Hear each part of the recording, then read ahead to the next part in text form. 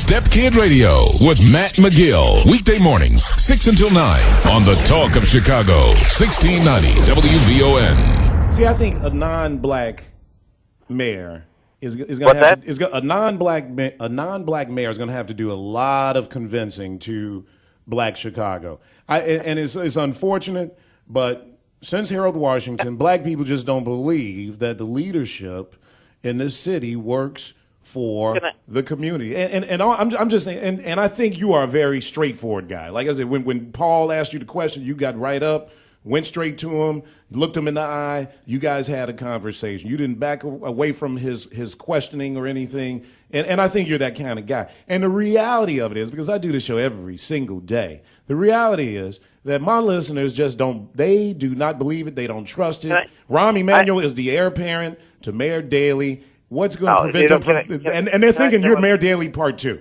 I'm telling you. Can I correct you? It's your show, so I feel. Here's the deal.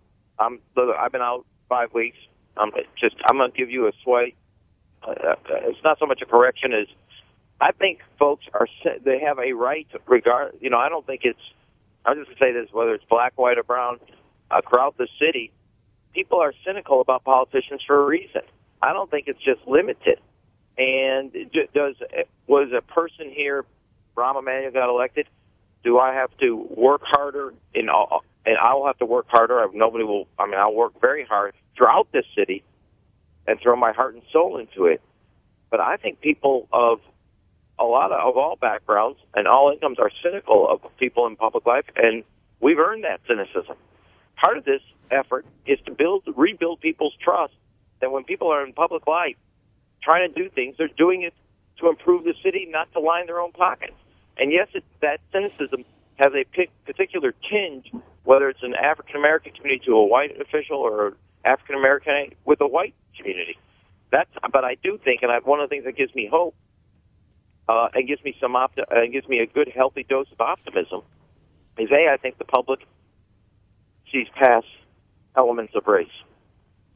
And they see a city, they have their own particular issues, they interpret them in their own experience.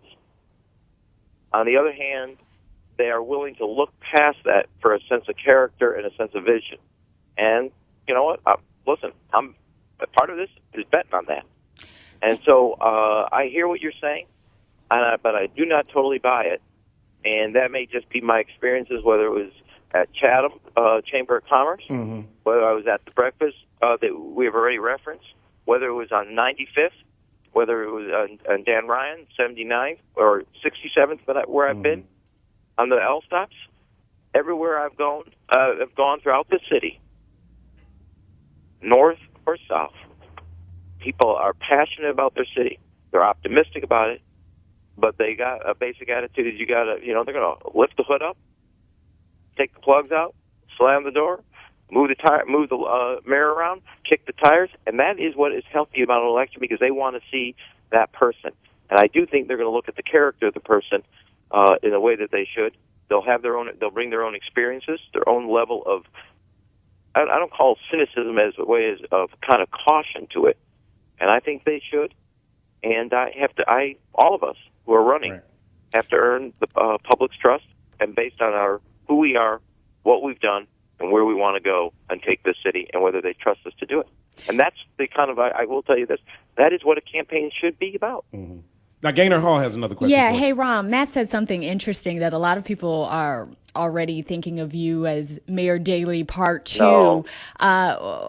If you are elected, how will your governing style be different from Mayor Daley? First of all, it won't be. I mean, if I was fortunate enough to gain folks' trust, it'll be who I am, and it'll be my term.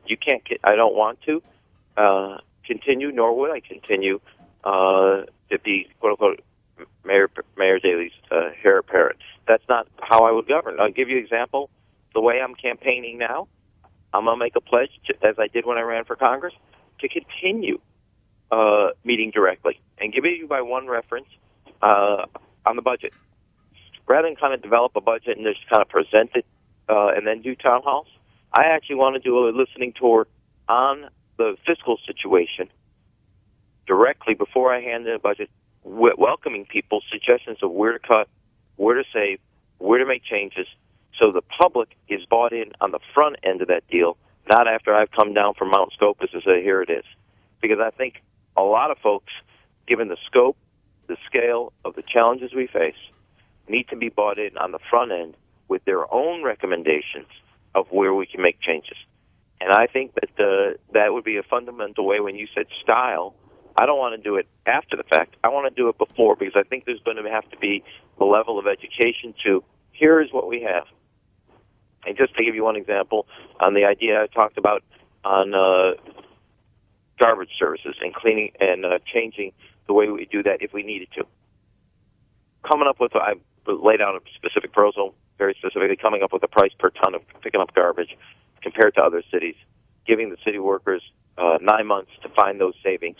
If they don't, we would go we would consider going to, in my view, either a zone system or which would be one way to do it, which would be different than on the ward system.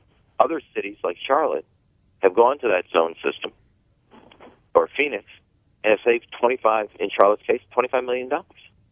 Just changing the way they do it. Now, is that something the city wants to do? We could also then, after that, is have a managed competition, so city workers and other workers are competing for the lowest price. But I have to educate people, buy them in a sense, here's my idea, how do you want to tackle this? So stylistically, I want to get the public involved in the front end rather than waiting for it. And I think give people that sense that, and I've always believed this, Election Day will be important, right, but the day after Election Day is more important. That's the process to begin. Right. And they have to, and their participation, sorry for this, and I'll just finish right here, no, go ahead. I apologize, is their participation doesn't end on Tuesday. It begins on Wednesday. Right. Now, Rahm Emanuel, I want you, and the reason why I'm asking race-specific questions is because this is hard without a full cup of coffee. I know it is, but you got to come in the studio. So I got to get you in here. You got to be my guest co-host. I did my workout, but I need my coffee. Right. Go ahead. Stepkid Radio with Matt McGill. Weekday mornings, 6 until 9 on the Talk of Chicago, 1690 WVON.